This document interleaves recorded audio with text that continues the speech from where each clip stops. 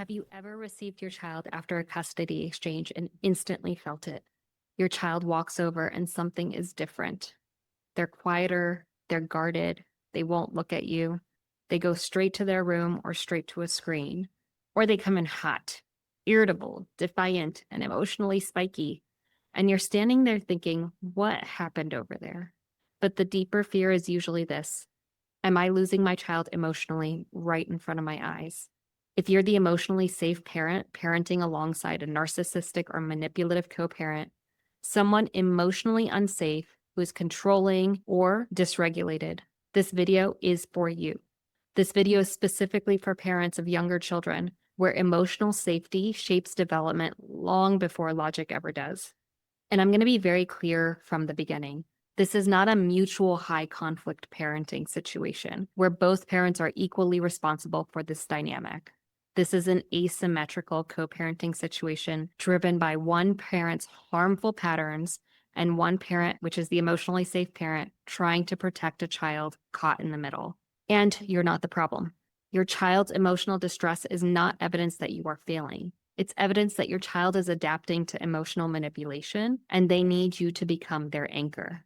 By the end of this video, you'll have a child-centered strategy that you can implement immediately, especially if your child is under 12 and still has regular contact with the other parent and with you.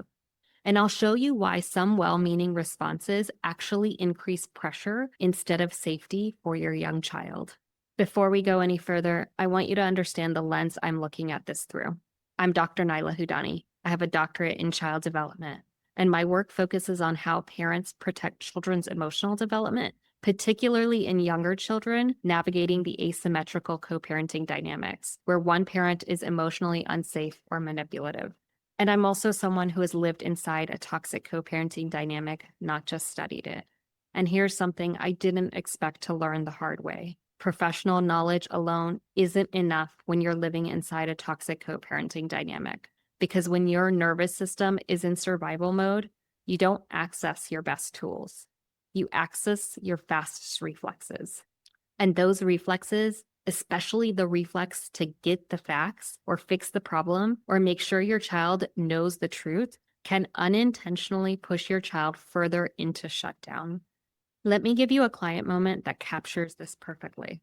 A parent once told me, every time I try to talk to him about his dad, he shuts down. At first, she assumed this shutdown meant that her child was hiding something or being turned against her. But what was actually happening was this: her child felt pressure. And pressure doesn't create truth. Pressure creates protection. So she stopped treating conversations as the goal. She stopped asking questions entirely. Instead, she focused on one thing only: becoming emotionally safe to be around. When her child came home, she'd say things like, "I'm really glad you're here," or "You don't have to say or do anything right now." And then she would let it go. No follow-up, no checking in later, no circling back, and something important shifted. Her child didn't open up because he was invited to talk. He opened up because there was no pressure to talk.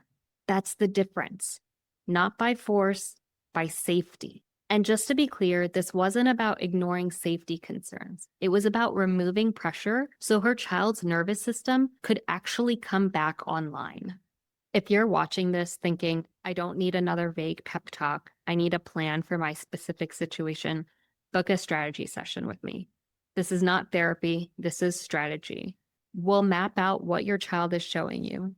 Identify the patterns that you're dealing with from an emotionally unsafe parent, and get very clear about why what you've been doing hasn't been working, so you can decide what kind of support will actually protect your child moving forward. The link to book a strategy session is in the description. Now, here's what I want to do for the next few minutes. I want to anchor you in a framework that helps you stay calm and strategic. Because when you're co-parenting alongside emotional manipulation, fear makes you reactive. And reactivity is one of the biggest things the unsafe parent is counting on. So let's talk about what's really at stake through the lens of your child. When you're the emotionally safe parent and the other parent is emotionally unsafe or manipulative, your child is in a loyalty bind. They're pressured. sometimes subtly, sometimes directly, to choose loyalty or disconnect. And over time, there are three broad paths that children tend to move towards. Not because the child is choosing consciously, but because their nervous system is adapting. So the first path is the internalized harm path. This child becomes emotionally shut down, confused, or anxious. They learn to suppress emotions. They begin to mistrust their inner voice. And later in life, this can turn into poor emotional boundaries, struggles with identity, and relationships that repeat emotional harm. A parent once told me, "I'm scared that I'm teaching my son to ignore his emotions just like I did." Let's pause there, because that fear is real. And the way out is not more interrogation, it's more emotional safety. The second path is the alienated or ally path. This is where the child begins to reject or disconnect from the emotionally safe parent and align with the emotionally unsafe parent, because that parent weaponizes love, approval, or withdrawal, creates loyalty binds, and distorts reality. If the safe parent becomes emotionally reactive or tries to expose the other parent through the child, it can accelerate this path because the child feels forced to choose. Some parents say to me, it's like they're grooming our son to reject me later, or the child believes everything the other parent says about me now. If you're hearing those thoughts in your head, you are not crazy, but we still need to be strategic here. And then the third path is the resilient child path. This is the path where the emotionally unsafe parent is still manipulative, but you, the safe parent, become the emotional anchor. Your child learns to name feelings, recognize manipulation, and stay connected to themselves and to you without ever needing to badmouth the other parent. This is not about controlling outcomes. This is about building inner resilience while your child still feels emotionally connected to you. And here's the most important part. This path is built through small, consistent moments. Not one big talk, not one perfect response, but consistency, safety, self-trust. So, as we go through the steps today, keep asking yourself, is this moving my child towards internalized harm, alienation, or resilience? That question alone will sharpen your instincts. So, here's step one. The first 10 minutes after a transition, stop the information hunt and start with safety. This is where most parents get stuck. And I'm saying that with compassion because the urgency you feel is love, but love without strategy can become pressure. Here's what happens. Your child comes home and you want information. What did they say? Did anything happen? Did they talk about me? Were you okay? Did you miss me? And children, especially young children under the age of 12, read energy more than they read your language. I want to share something one parent once told me that really stayed with me. Their child said very casually, "When I go back to the other house, they ask me so many questions that it gives me a headache."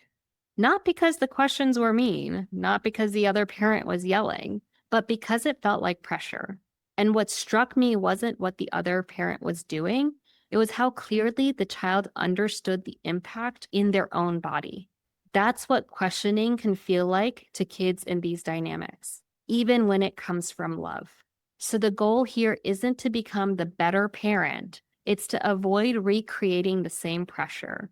So, what does the child do when things feel like an interrogation? They shut down, they dissociate into screens, they become irritable, they become avoidant, they say nothing or I don't know, not because they don't trust you, but because their nervous system is already overloaded. And now it feels like they have to manage yours too.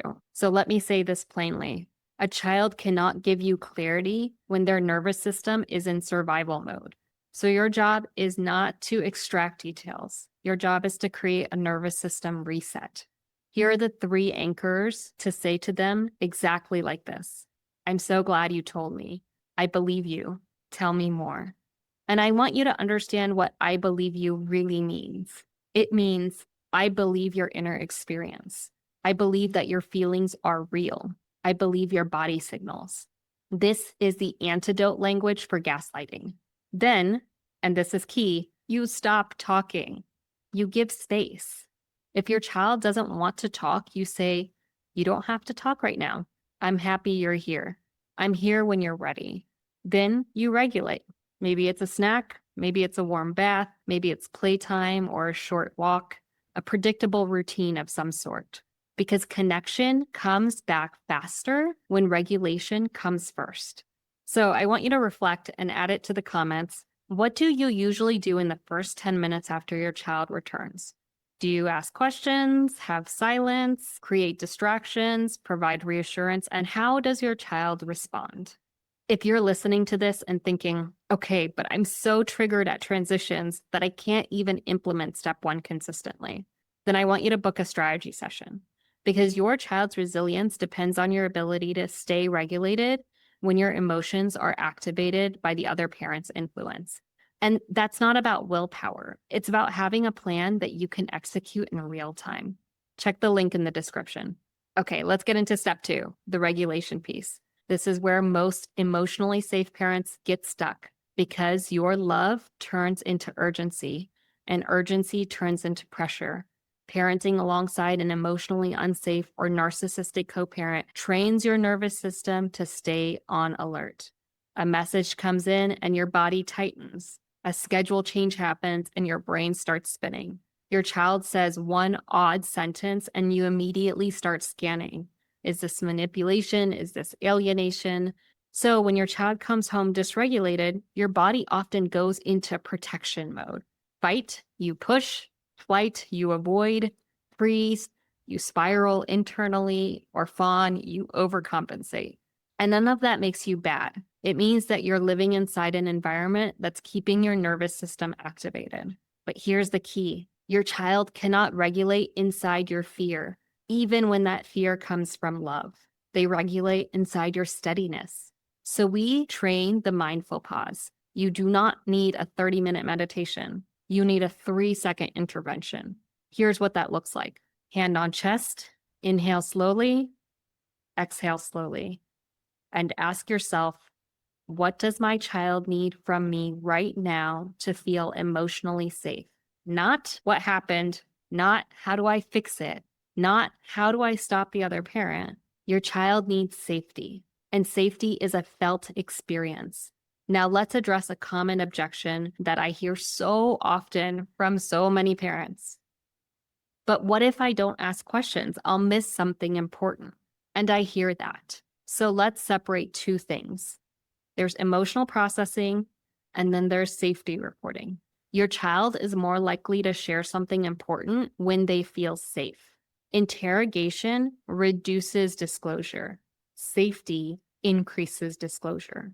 And if your child ever shares something that indicates immediate danger, such as neglect, abuse, or unsafe conditions, that's a different category. That's when you document and consult the appropriate professionals.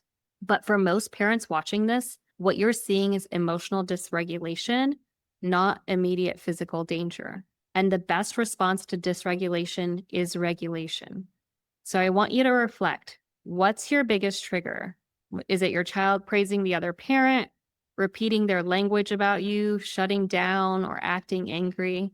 Not so you can correct it, but so you can notice what activates you. Step 3, stop trying to correct the unsafe parent through your child. Instead, teach your child self-trust and critical thinking. This step protects you from outcome 2, which I call the alienated or allied path. Because here's what's happening when the unsafe parent manipulates your child. Your child comes home with a statement that feels distorted. Dad says you don't care about me. Mom says you're the reason we can't be a family. Dad says you're selfish. Mom says you're crazy.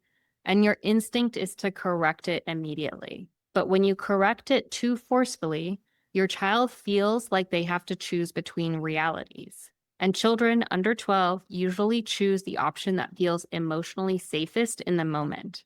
That might be silence or avoidance, or aligning with the unsafe parent because they fear losing that parent's approval. What most parents say in that moment is, "That's not true. Your other parent is lying."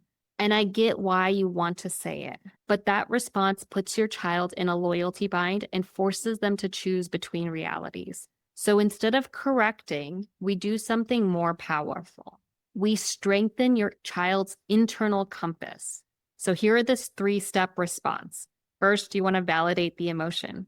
You want to invite reflection, and you want to empower their inner voice. So here's an example. Child may say, "Mom says you don't care about me." You might say, "That sounds really painful to hear. I'm glad you told me. Tell me more. What did that feel like inside of you?" Then you ask, "What do you think? Does that match your experience with me? What do you notice in your body when you hear that?" Notice what you didn't do. You didn't label the other parent as bad. You didn't force your child to agree with you. You guided them back to their lived reality. That's resilience. That's self-trust. That's the seed that you want to keep watering. And if your child is younger, use kid language. Did that make your heart feel warm or kind of heavy? It's okay to feel confused. You can always tell me what it feels like inside. This is how you protect the resilient child path without putting your child in the middle. Parents often tell me that this is the moment their child starts talking more, not because the manipulation stopped, but because the pressure did. Now, let's land this. If you're the emotionally safe parent parenting alongside a narcissistic or manipulative co-parent, your child's emotional shifts after visits are not proof that you are failing. They are signals. Signals that your child's nervous system is adapting. And the most powerful thing you can do is become the place where adaptation is no longer required. A place where your child can tell the truth inside of themselves. A place where they don't have to pick sides to be loved. A place where their emotions are believed. This is how you protect the resilient child path. Not with one perfect talk, but with small, consistent, strategically safe moments. I want you to take a breath. If you can share in the comments, I'm really curious. What feels hardest for you right now when it comes to your child? Is it the transitions, the shutdowns, the repeated language, or is it your own triggers? If you want help making sense of what you're seeing, your child's behavior, the patterns coming from the other parent, and why what you've tried so far hasn't worked, book a strategy session. This is for parents who are ready to stop reacting and start protecting their child with clarity and intention. The link to book a call is in the description.